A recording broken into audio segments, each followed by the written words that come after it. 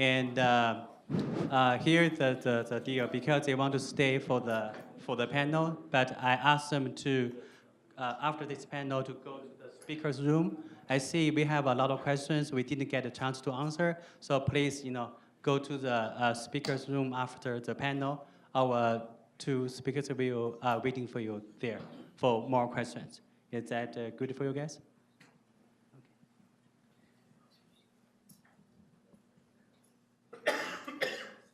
Okay, so this is our second panel for the blockchain because it's really hard. It's okay. When I went to Silicon Valley, almost everyone, the engineers, VCs, product managers, and also a lot of professionals that are working at Google, Facebook. They talk with me, Jason. So can you have a conference for blockchain? So today, I'm so happy we invited so many professionals and expertise from different background. So can you guys introduce yourself a little bit? Let's start from Mr. Sure. Okay, I'm Feng, English name Sunny, and I'm co-founder of Elastos, and now I'm a visiting scholar in Columbia University. I'm also the Chinese coin space poker face, the Square K. Okay. I'm Xing, founder of Byton Blockchain, one of China's most important asset-related public blockchain project. My name is Huadong, English name is Henry.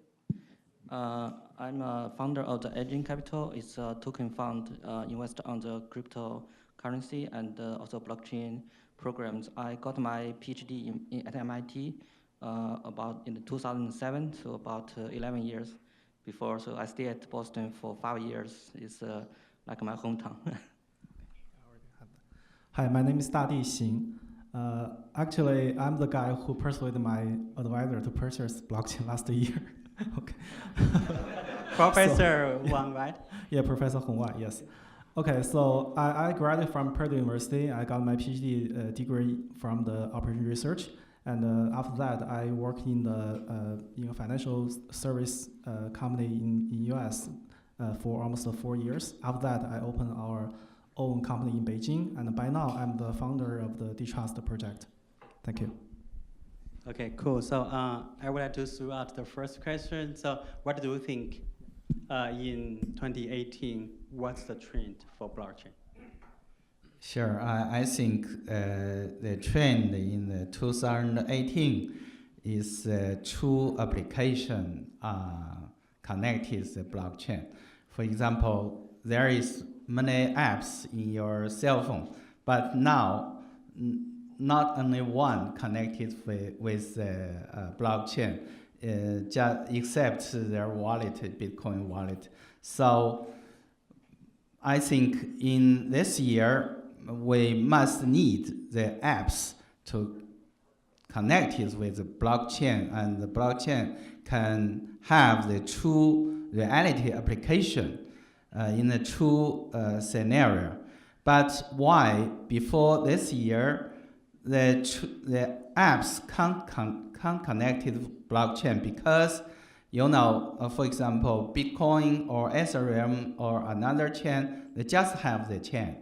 Yeah, maybe from the Ethereum team, they code their Ethereum a global computer. Maybe in some kind that's true. It's a global computer, but it's a very weak computer because it's decentralized one. Because they need to many nodes to compute in the meantime and register a same ledger. So it's very weak computational ability, like your cell phone's some chip like Trust Zone. Yeah, we can believe it, but it's very weak, the most weak chip. So that's the bottleneck of the blockchain industry. So your reality app can't work on the only blockchain because it's too weak. So we think we need, except the credit register and credit ledger, we also need a credit run environment. So we need an operating system. So that's the reason last year we create the new blockchain item, Elastos. Elastos is an operating system powered by blockchain. They not just give you a chain, they also give you a trust environment. So I think it's this year is a trend of the blockchain industry. I think one of the trend in this year may be connect, because nowadays there is lots of blockchains, lots of different tokens, but each blockchain's tokens, each blockchain's contracts did not know others. So we think first we should have the global identify system, such as a global namespace. In our blockchain system, we call it OLI. With these systems, each identities in this blockchain could know and could be recognized in other blockchain. The second one, I think some cross-chain mechanism to light one token exchange to another token automatically and more easily. Nowadays we have notaries and we have X relay, this kind of systems. And the third one, we may have some gateways to connect the traditional physical assets world to the digital network. So we are make some research and make some development in our Byton blockchain side. So we think connect all the blockchain, this will be a big trend. I think in 2017, the people realized that the Bitcoin can worth so much, like $20,000, right? So I think last year is the beginning of people realize that maybe in the future, most of your asset is not the asset we usually thought, maybe more on this crypto asset. So this year, I think the trend is not just people realize it's worth so much. It's really people realize how to manage your crypto asset. So I think a lot of people already they investing in the Bitcoin or other cryptocurrency, but I don't think they have the ability to manage this asset. For example, last 4 months or 3 months, the Bitcoin just dropped from $20,000 to about 7,000, now maybe 8,000. So this is a very volatile kind of asset. It's not like you have the US dollars, you have this real estate. Real estate is really stable. It's a very, very volatile asset. How do you manage that? And I think this year is the start year. The people focus more on how to manage your asset portfolio. For my point of view, I think the trend will be the AI and big data and the blockchain will be the combination of AI, big data, and the blockchain will be more and more important in 2018, because the power of internet came from the AI and the big data, right? So all the useful applications, all the useful scenarios came from the smart web, smart prediction. So I think if the blockchain want to be more and more useful to touch everybody's daily life, I think the blockchain must be more smart. The smart came from the AI. Okay, cool. Because I came from AI background, I really like to see more, AI application in blockchain. So I have one question for Dr. Peng. I know you went to university when you were 13, 14 years old? 14, yeah. Yeah. So, and then you got your PhD, and then you were working at Wall Street for many years for the risk control, right? It's not just risk control. It's I worked for most on quantitative trading, including the risk. Yeah. Yeah. So my question for you is, So what is the biggest, blockchain? Let me see. What is the common mistake we can avoid? Okay. I think, the Bitcoin is very special asset. It's not like gold or not like the stock. I think it's more like some kind of like a painting. So the value of the price of the Bitcoin depends on how many people think it has value. We run some statistic model. It's very interesting. I think the Bitcoin price is proportional to the square of the number of the people think it's valuable. So, like for example, like 2 years ago, the Bitcoin the price about $100 or $200. The reason is because there's only about 1 million people in this world realize the Bitcoin is valuable. But nowadays, the number of people about 10 times, like 10 million people realize Bitcoin is valuable. But look at the price about 100 times than like 2 or 3 years ago. So if this theory is correct, if there's another 10 times people, which means 100 million people in the future think the Bitcoin is valuable, then the Bitcoin price can be worth about $1 million one Bitcoin. It's possible. And so in 2018, I think the common mistake people should avoid, I think, is two. One is don't invest all your money to the Bitcoin. Remember, it's too volatile.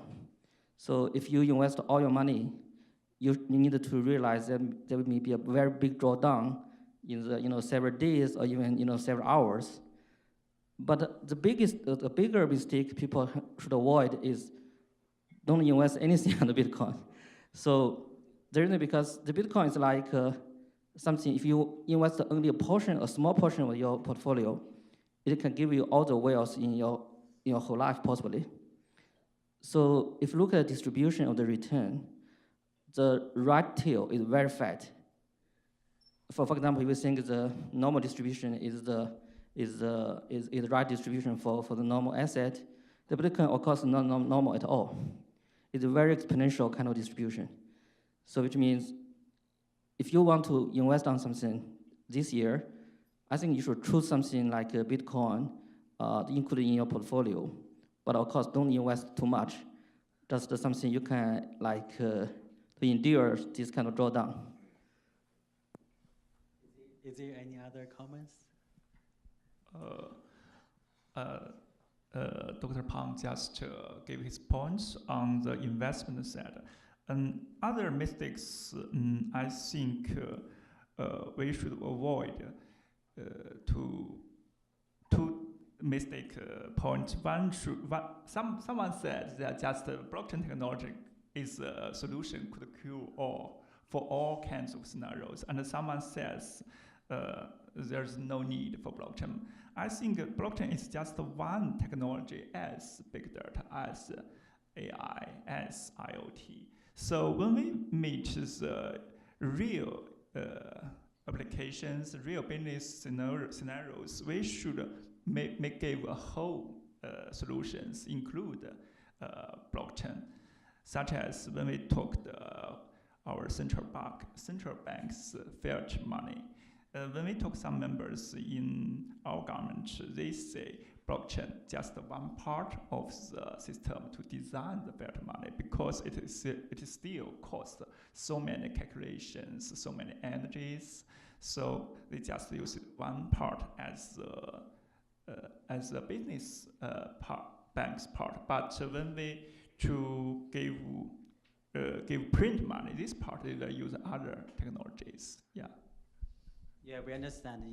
Blockchain is not overall solution. Oh, welcome.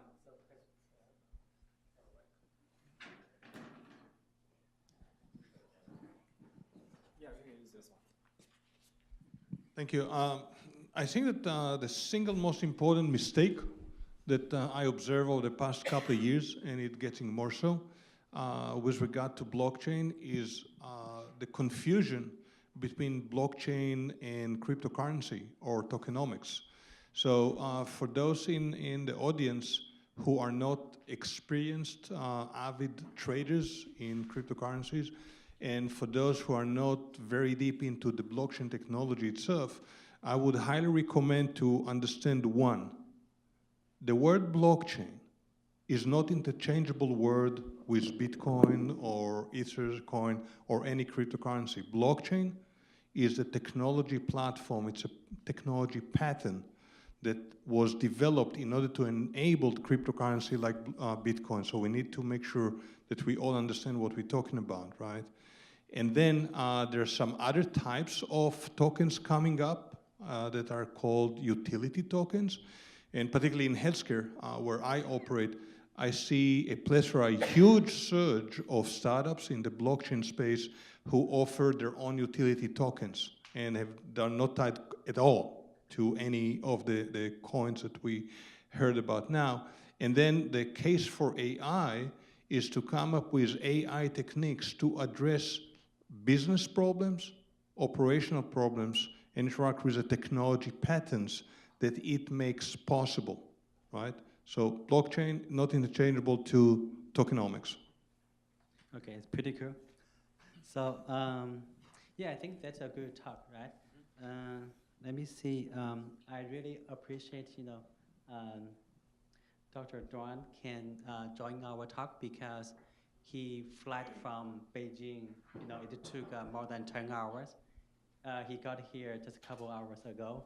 So I have one question. So because you came from China, so what's the difference you think, for the blockchain market, the difference between China and the US? Just like our audience said, in fact, in China and in US government, there is different views on blockchain. One side said, think it's just a pure technologies, especially in research and development companies. So they just want to get more research on it and make it a better database or better network. And there is another viewpoint to treat blockchain as new financial infrastructures. So in China, there is still lots of companies focused on how to use blockchain to build new business models. So their discussions and investigations more focused on we call it 落地. This is how to make it real. How to make the new applications, how to build the ecosystems. I think this is true views, two perspectives to say how blockchain. And one important thing I should say is blockchain is strictly related with open source project and such as Wikipedia and Linux. So I think this is in our US friends said did very well on this, such as you and as Harvard and MIT do lots of work inside. We should learn from that. Yeah, I think open source is a culture. So I see, like Hadoop, Spark, all the big data infrastructure built by, open source community. So I would like to see blockchain can go a little further. Yeah, blockchain is just like open source software protocol and add some open source economics. So that's a key point to make this success today. Cool. Any Yeah, I want to add some for talking about the difference. I would say from my experience, because I just travel from China and the US for back and forth during the last 2 years.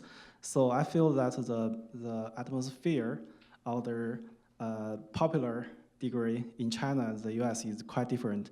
In US, we only see the same scenario in Silicon Valley or in the East Coast. But in China, if you even you go to a restaurant, if you go to lunch anytime, you can in some sense you can feel people talking about blockchain or people talking about price. Yeah, I think that's quite difference. I think that's the reason. One of the reasons that is blockchain gave the ordinary people the opportunity to invest on the future. invest because in US, people, I think because the financial system is more developed in US very well and for almost 100 years. But in China, honor people only have a small channels to, only have limited channels to invest on some entrepreneur, on some new technology things. But the blockchain provides some such kind of channel. So that's the reason more and more ordinary people than US interested in the blockchain.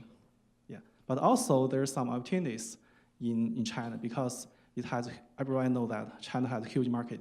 Even a small idea, you can have a lot of audience, a lot of users. So I think that's a little bit difference. Cool. Yeah. You know, I would like to continue your talk. So I know you came from the AI background, right? Yeah. You were working with a major, credit card company for many years for the, fraud detection, for the risk control modeling. Yes. So, but now you are working at the blockchain. So what do you think AI, artificial intelligence, can, blockchain can leverage AI technology? Okay, just because I know Jason a lot of years, so Jason know my background about their. Actually, I'm graduated from Purdue, and my major is about a data scientist. So actually, I see myself as a data scientist. From my work experience, I feel like AI is limited because AI highly depends on the data. If you're not working in a big company like Facebook, like Twitter, like Google, like in China we have like Baidu, like Alibaba, or in financial services like Discover, like Amex. Otherwise, you don't have any access to the huge data, right? That is unfair for small entrepreneurs, small developers, not small, like the individual developers. But the blockchain provides such an opportunity for the equal access to the data because people can own their data by the blockchain. So that's a concept that people are always talking about. Okay, people can own you can own your own data, right, by blockchain. So that's the first benefit. Blockchain gives the equal opportunity for all the entrepreneurs, all the developers, to develop their AI-based applications. For the second one, I feel like the opportunity blockchain can bring is like because the data is owned by yourself, so you have all your dimensions. As a data scientist, you always want to access to more dimensions as much as possible because you can build your more accurate data to predict the behavior or in financial way, predict the risk of the customers. But all the data is expensive. The more dimensions is more expensive. So in some sense, people, sometimes we have to compromise. We have to choose a trade-off because we cannot afford so many dimensions, so many data. But if the data is owned by the individuals, you can have all the access to all his dimensions. You can have his daily behavior. You can have his daily web behavior. He have his financial service, financial bills, his community bills. You can access all this data as long as he authorized you, right? So I think the second one, you can build a more accurate model based on more dimensions. The third one, I think the blockchain can bring is like the model, the AI will be more personalized. Yeah. So because actually, if you use the Facebook, if you use the Amazon, just this morning, Dr. Hongwan mentioned about Amazon. Amazon has a recommendation system. He has some, I would say, the collaboration filter. If you are data scientist, you know that they use a collaboration filter algorithm to run the algorithm to recommend the corresponding productions to you, make you feel like, oh, that's what I want. Okay, but all these algorithms, all these models is actually kind of a classification. What do you mean classification? It's not just for you. It's just to classify you into some small group. It's not for you, right?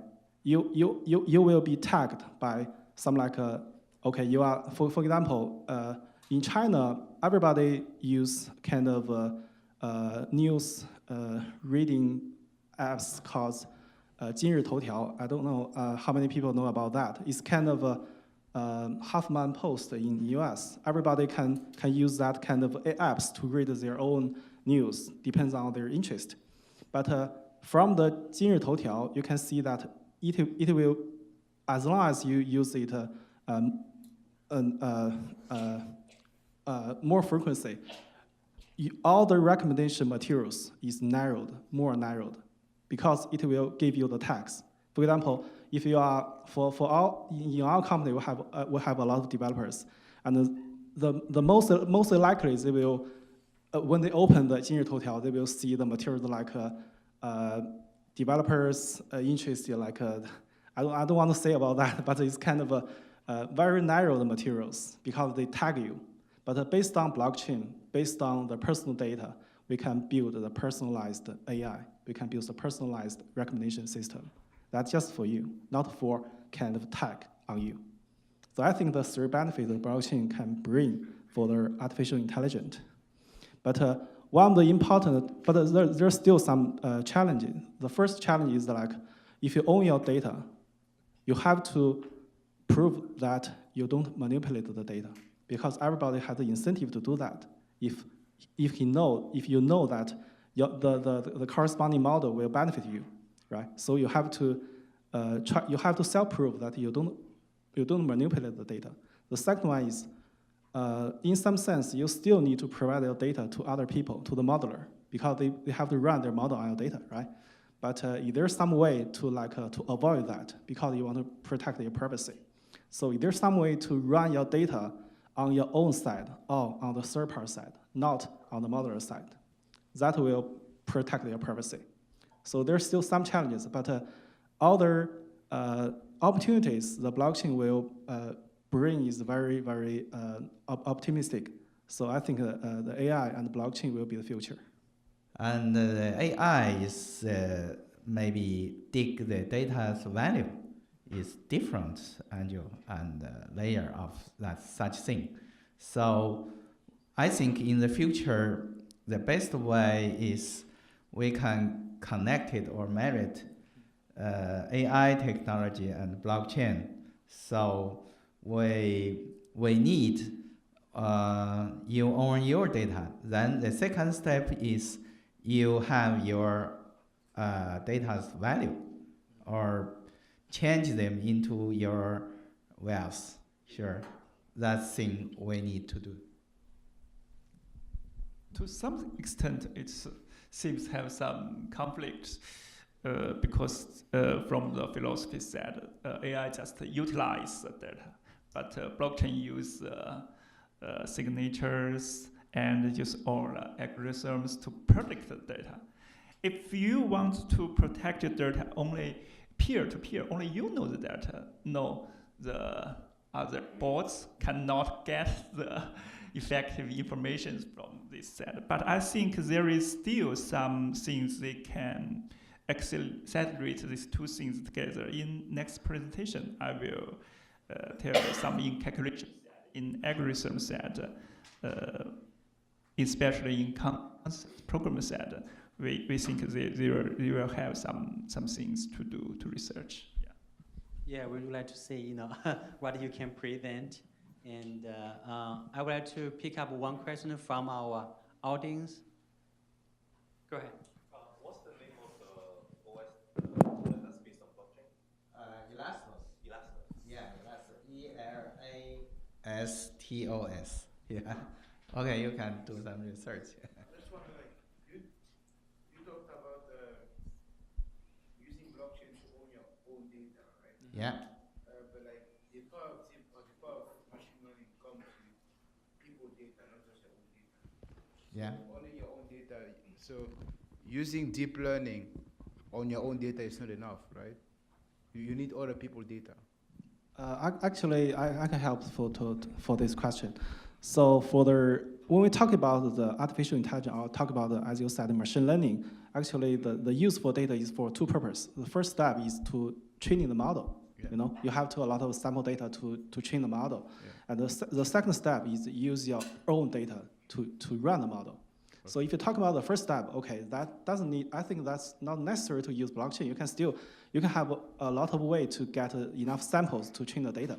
But for the second one, I think you can, because the data we're running on your own, the model we're running on depends on your own data. It will give you either score, either some kind of classification, either some kind of recommendation. That will depend on personal data. So I think the more useful scenario is about the second scenarios. All right. Yeah. For inference. Yeah.